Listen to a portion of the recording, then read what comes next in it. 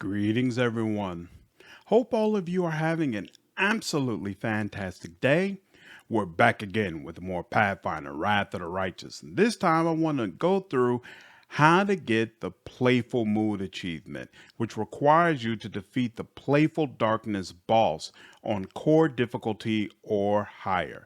Let's go ahead and dive into the build. So first up, we have my Azada. He's a cross-blooded sorcerer and serves as my blaster, so he does the majority of damage on my team. And so my hope is that he's going to cut through Playful Darkness's defenses and be able to whittle him down while the rest of the party struggles to stay upright. We'll see how it actually works out. Next up is Sela. She's probably going to serve as one of the tanks for this particular fight. And she has a couple of things that is going to help us be able to hit the enemy easier. So between that, I'm hoping that also one of her hits will be a crit, or she's going to be able to do some damage that'll trigger onslaught or whatever that feat is that allows all the melee attackers to be able to attack once she's able to do a critical hit. So we'll see how it works out. As far as buffs for both of them, my Zada is mostly defensive buffs. So we have magic armor, shield, mirror image, blur, protection from arrows, reduced person, things of that nature. And it's the same way with Sela. Of course, she has access to a couple of ones that the Azada wouldn't have, so Veil of Heaven, and she also gets the Aura of Greater Courage to protect everyone from fear. Other than that, it's mostly just the defensive buffs that you would expect. So Sale has access to Guarded Hearth, so I've already had him place that before the fight even started, and I gave her Death Ward because I know the people we're going up against could do some pretty nasty things.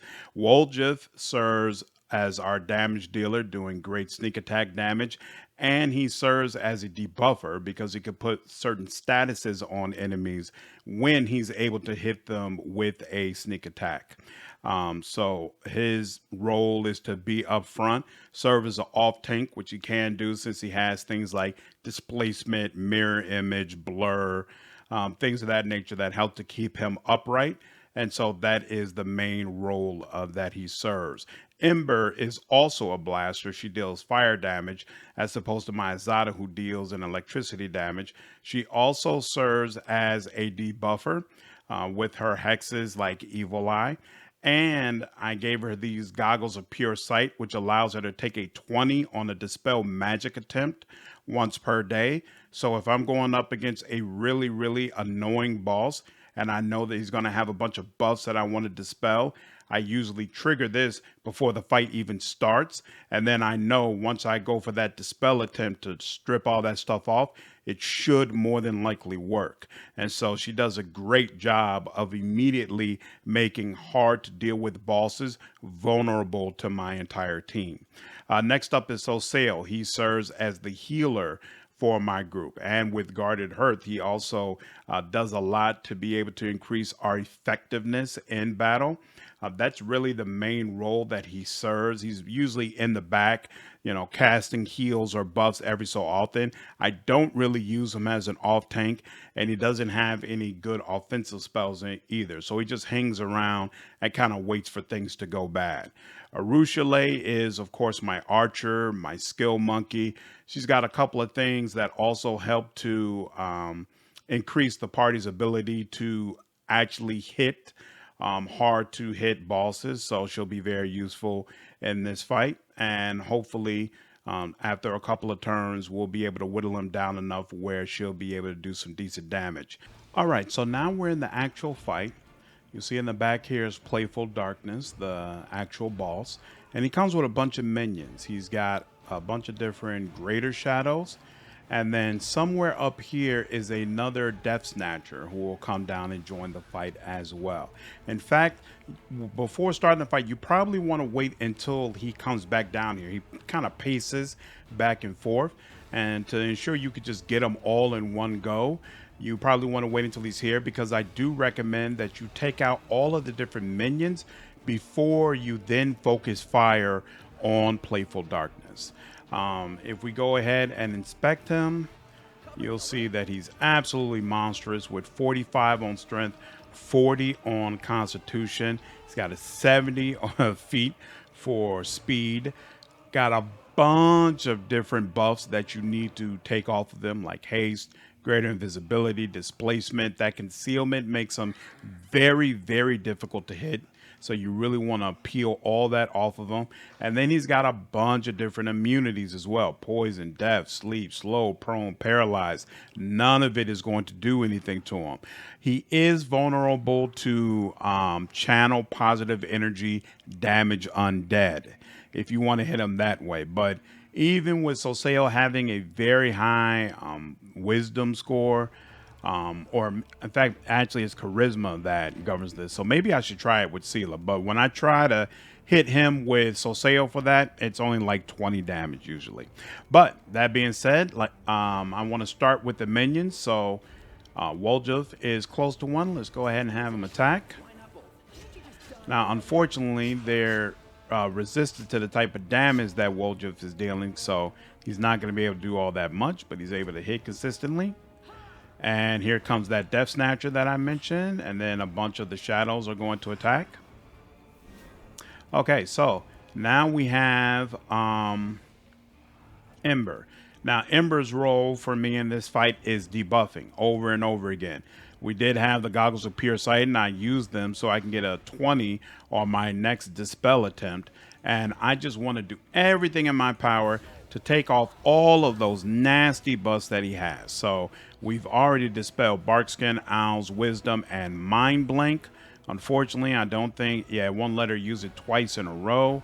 So we'll go ahead, activate one of our wands, and then try to finish off one of the, there we go. So we'll go ahead and take out one of those little shadows, and that will be her turn.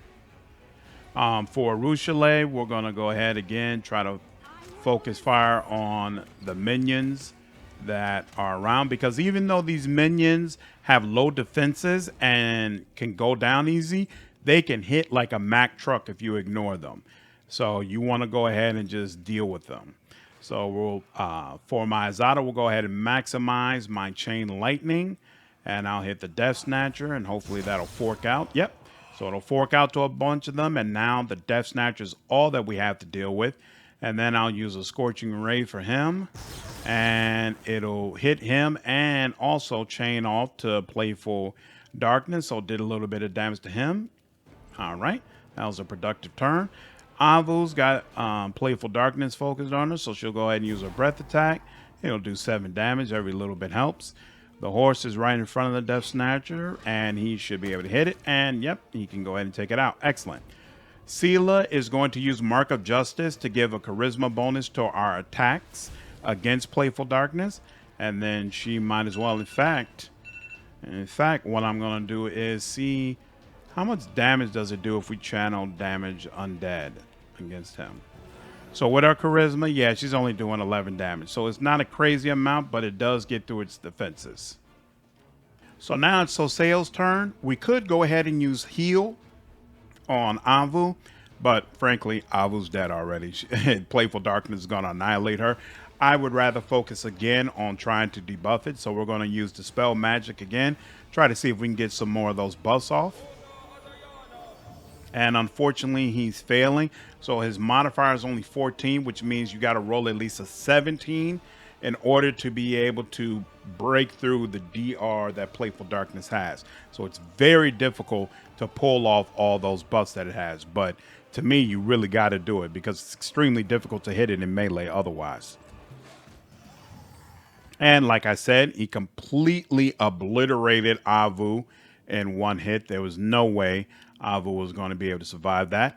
Next up is Woljuf, so he'll run up and try to attack. And he's going to miss due to concealment. Now it's Ember's turn again, but unfortunately she doesn't have the benefit this time of the plus 20 from the goggles. So instead, we're actually going to use Evil Eye, which Playful Darkness is susceptible to, in order to lower some of its AC. So his will saving throw succeeded, but it doesn't really matter. And then we'll turn on Cackle as well to help ensure that it lasts for as long as possible. And then next up is Rushale. So we're going to focus on, again, being able to hit this guy. So she's going to put Instant Enemy on it. And then we're going to put Quarry on it. And in the next one, we're going to put Ranger's Bond to help the entire team be able to hit as well. Using Devouring Lust for Maximize. And then we're going to use an Empowered Scorching Ray. And unfortunately, we were too far away, so it won't let us do that. But instead, we will use just a regular Scorching Ray. All right, so it did a little bit of damage. Not as much as we wanted, but nothing's perfect. And then the horse will run up. So all of my tanks are now right up front. Seela's going to hit again. Doing 0 damage. The reason why we keep hitting with Seela is because there's a possibility of her doing a critical hit. Playful Darkness is not immune to critical hits, so it'll allow everyone to get a free attack and hopefully do some additional damage. So Seo is going to try to dispel again and fail, unfortunately. And he's going to do a massive amount of damage to Woljif and then hit again to kill Woljif. Part of the reason, again, that you really, really need to take those buffs off. And Ember's going to try it again and fail. Now we're going to do Ranger's Bond, which is going to, again, help us to be able to attack. And then she'll be able to attack once and miss. All right, now it's my Azada's turn, so we're going to maximize and then use an Empowered Scorching Ray. And he's going to do a little bit over 100 damage, so whittling down slowly but surely.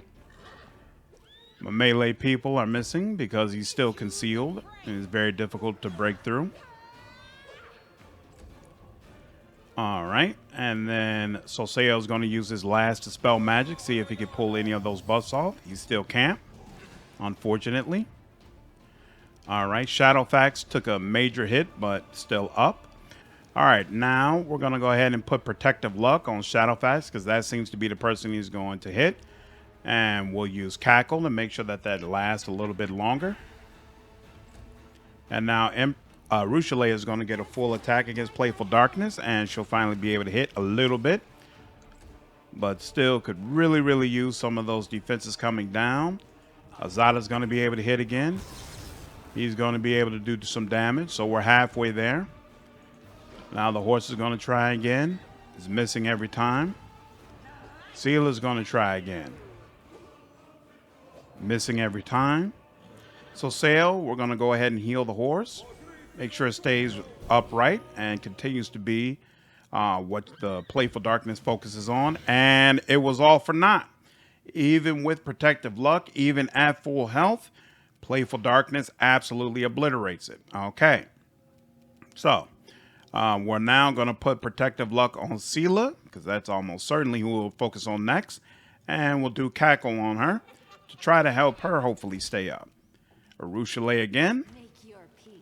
Miss, miss, miss, miss, miss. And does a little bit of damage. Still got on that Maximize Wand and Empower. Here we go. All right. Did a little bit more damage. Seela is breaking through a little bit, slowly but surely. Now it's time for Soseo. Soseo doesn't have any more of the dispels. Doesn't seem, I don't think Seela really needs a heal. I don't think that's going to do that much for us. So we'll go ahead and channel Positive Energy, damage undead. And of course, he's too far away for it to actually work. And now he almost killed her, but she was able to stay upright. Thankful for that. Okay, now see, Ember doesn't really have anything else that she can really do, so she might as well try to one more time take off some of those buffs. And finally, we take off some of these buffs, but none of the ones that actually matter. So we took off Freedom of Movement, See Invisibility, and Echolocation. Oh well, nothing's perfect. Now Rushale is going to get a critical hit for 136 damage. Very, very nice. And we've got one more use of this Maximize Wand, so we'll go with Empowered for the Ray once again. And He's still got a sliver of health left. So actually, we'll go ahead and channel damage undead. And that does it. So, absolutely brutal. Killed 3 of my party members. Would have been easier if I had been able to strip off more of the buffs. But, you know, that's the kind of the roll of the dice. And we've only got one of these goggles of pure sight, so wasn't really any way around that. But you get the basic gist of it. Strip off his buffs, take care of the minions first, use any powers you have to buff up attack, and then go crazy as best you can with what you have available, and you should be able to whittle him down. Hope you all found this guide useful. If you did, please leave me a like, share this content, and subscribe to the channel if you haven't already. I will see you all in the next video. Take care.